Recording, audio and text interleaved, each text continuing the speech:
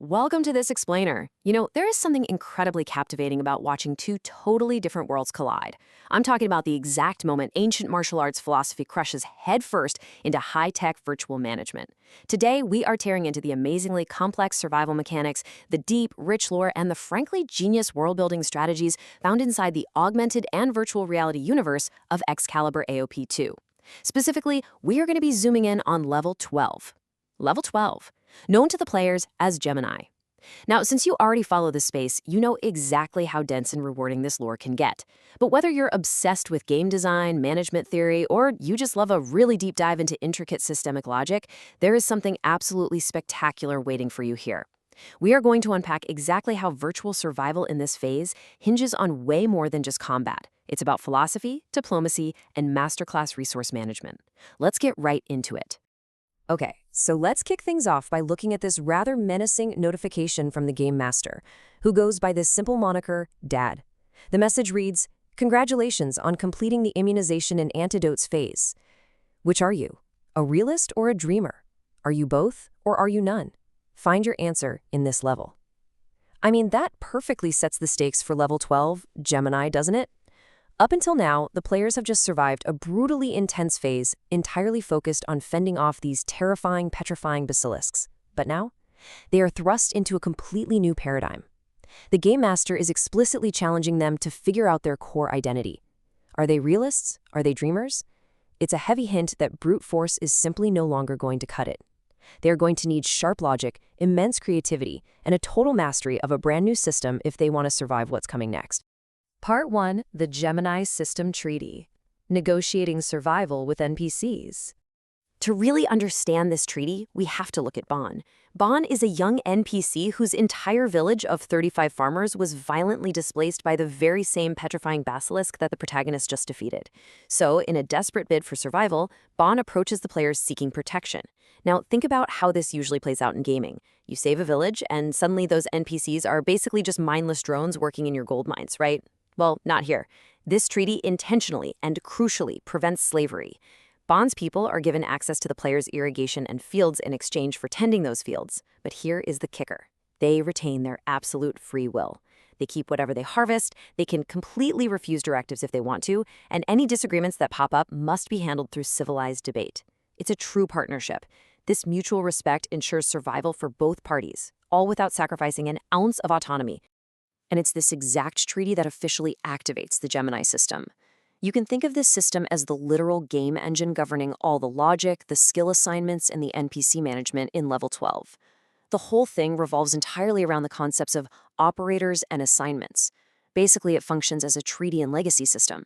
It allows recognized allies to inherit specific skills and resources directly from the player, but it also introduces this highly critical loyalty and morale meter. This forces players to actively manage the emotional and political well-being of their allied NPCs if they want any actual work to get done efficiently. So suddenly it's less like playing a traditional action video game and way more like being thrust into a super intense high-stakes HR management role where real lives are on the line. Part 2, the Cherubim Formation, translating combat logic. Right, so here is where the game design becomes truly fascinating. With the treaty established and the workforce safely secured, the game introduces this deeply philosophical concept called the Cherubim Formation. The Game Master feeds the players these cryptic, almost riddle-like clues about basic shapes: a cross, a circle, a box, and a triangle. He ties the management of their newly formed settlements directly to ancient martial arts philosophies. But then, the protagonist has this incredible realization. He deduces that these aren't just random geometric shapes. They actually map out an ancient battle formation using the predominant buttons of a real-world PlayStation Neo controller. He realizes these buttons aren't just there for executing standard combo moves. They represent a fundamental compass of logic. Let's dig into exactly how that maps out. Okay, let's break down the sheer genius of how this works. Every single button represents a cardinal direction, a deep philosophical concept, and a specific combat move. Triangle represents heaven, the north, and a high punch. Box represents earth, the south, and a low punch. Cross is the horizon, which is where heaven meets earth, representing the east and the guard function. And finally, circle is immortality, a concept without beginning or end, representing the west and a midair kick. It literally takes the physical, everyday interface of a gaming controller that we've all held in our hands and elevates it to the level of ancient proverbs. So the crucial takeaway here is that this isn't just about pushing buttons fast enough to win a fight. It's entirely about deep, systemic affinities. It's an incredibly elaborate game of elemental rock, paper, scissors. For example, heaven is naturally strong against earth, but horizon is the absolute only way to properly guard against heaven. And if you take it a step further and fuse earth and horizon together, it creates an absolute immunity to both heaven and immortality. This elaborate logic system is the very foundation of operators in the game. It dictates exactly how different elements, skills, and even how different people interact with one another within the Gemini system. It's all interconnected. Now, this controller logic ties directly into a tactical concept known as the tortoise shell formation. The protagonist explains it using an ancient saying: if you want to tell a secret, tell it to 3 others out in the open plains, facing outward to conceal all your blind spots. So a player standing at the center of the PlayStation's Cardinal Points essentially acts with complete omniscience. It is the ultimate defensive formation. It provides absolute stealth and absolute vision simultaneously. It is capable of completely nullifying an incoming barrage of attacks, provided that the shield and the wielder are skilled enough to maintain the formation. It's just a beautiful translation of philosophy into strategy. Ultimately, the grand goal of this design isn't just about mashing buttons. It heavily contrasts traditional gaming with martial arts virtual reality. Think about it. In traditional games, what do? We memorize preset button sequences. Up, up, down, down, right? But here, the game aims to bridge mental conceptualization directly to physical execution through actual nerve pulses and augmented reality. You think it, and your avatar does it. It perfectly explains why seasoned martial artists excel so naturally in this game. The logic already exists in their muscle memory, allowing them to express their mental concepts seamlessly through the coded logic of the cherubim formation. Part 3. Morale and skill assignments. Hacking the game engine. Taking all these grand, sweeping concepts and actually applying them to a newly acquired workforce is, well, it's tricky. Having a treaty on paper is one thing, but getting an autonomous group of NPCs to build a functioning, thriving society, that requires a very deep understanding of morale. To prevent sloppy work, you have to fiercely respect the chain of command. The game explicitly warns players that if you issue orders through someone the NPCs don't already trust unconditionally, their production standards will completely plummet. You have to actively build loyalty by considering individual affinities and maintaining fair terms, and in a really fantastic twist, the players manage to spike the village's morale from 0 straight to 30% simply by showing off their magical abilities. The villagers' sheer curiosity and unbridled excitement at witnessing the unexplainable made them instantly eager to participate and learn. And one of those huge morale-boosting magical abilities is called Dream-Weaving Construction. The protagonist actually grants this specific skill to the 10 builders in Bond's village, and guys, this is a literal game engine hack. It allows the players to instantly bring mentally conceptualized dwelling places into physical reality. No hauling logs, no hammering nails. The NPC builders were so overwhelmingly thrilled and curious about utilizing this direct hack to the game's design engine that they accidentally overproduced. They ended up building far more shelters than the 35 men even needed. It's one of those rare, hilarious cases where virtual enthusiasm leads to an accidental housing surplus. Part 4. Division versus delegation. Applying the mechanics. The real beauty of the Gemini system is that it functions as a total blank canvas for management theory. We get to see 2 highly contrasting styles emerge from the different players governing their respective lands. On one side, the protagonist and Ciela utilize the principle of division of labor. If a villager performs poorly at a task, they don't punish them. Instead, they just rotate them into different work areas until they organically discover that NPC's natural expertise. Saitu and Ariel, on the other hand, rely heavily on the principle of delegation of power. They utilize a much more rigid, top-down structure, explicitly assigning a specific group of 10 villagers solely to oversee, manage, and basically act as managers for the rest of the workforce. 2 totally different ways to run a society. Let's look closer at the protagonist's resource strategy because it is particularly methodical. He assigns exactly 1/3 of the villagers to farming, and he grants them the ability to use wind, water, earth, fire, and light magic to do it. He actually bases this exact 1/3 ratio on an old-school ninja RPG, operating on the foundational logic that no seed produces just a single fruit.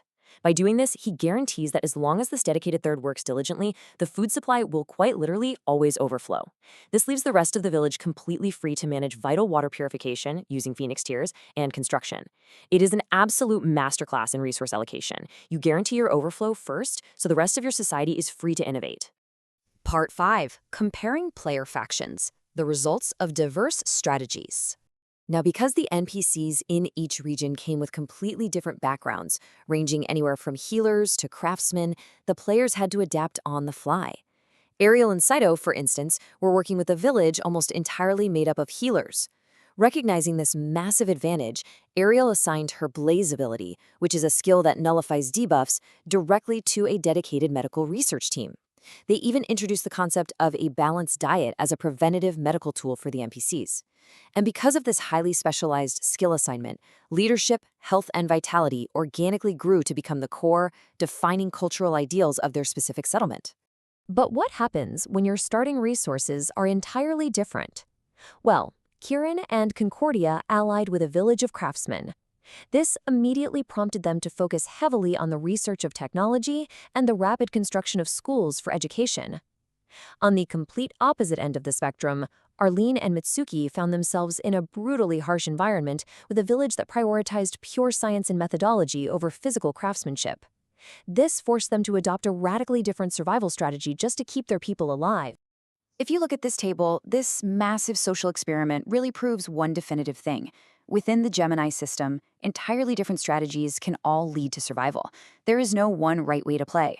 The protagonist achieved defense and balance through elemental farming, Saito achieved health through advanced medicine, Kieran championed education and precision through technology, and Arlene and Mitsuki developed a culture of foresight and archiving through extreme environmental science.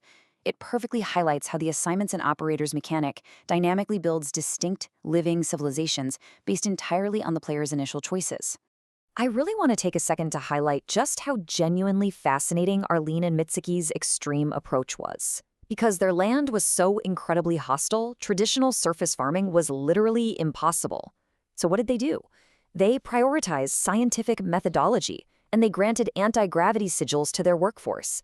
Guys, they literally created floating farms suspended high up in midair. This completely bypassed the crushing gravity and adverse weather conditions of the surface. By maintaining this autonomous gravity field, they completely secured their food supply, which then allowed them to make communication and archiving their ultimate societal priorities. It is just a stunning display of utilizing game mechanics to overcome massive environmental limitations. So as we wrap up this explainer, we want to leave you with a final thought to chew on. We've seen exactly how the cherubim formation dictates combat logic. We've seen how the Gemini system expertly manages morale and loyalty. And we've watched how 4 totally distinct philosophies, balance, leadership, technology, and science, each successfully tamed a brutal, unforgiving virtual world. If you were suddenly dropped into the high-stakes survival scenario of XCalibur AOP 2, and you were forced to rely on these mechanics to keep a village alive, whose strategic vision would you trust with your life? Would you be a realist, focusing on pure efficiency? A dreamer, building floating cities in the sky? Or perhaps a little bit of both? Thanks for exploring this incredible system with us, and we'll catch you next time.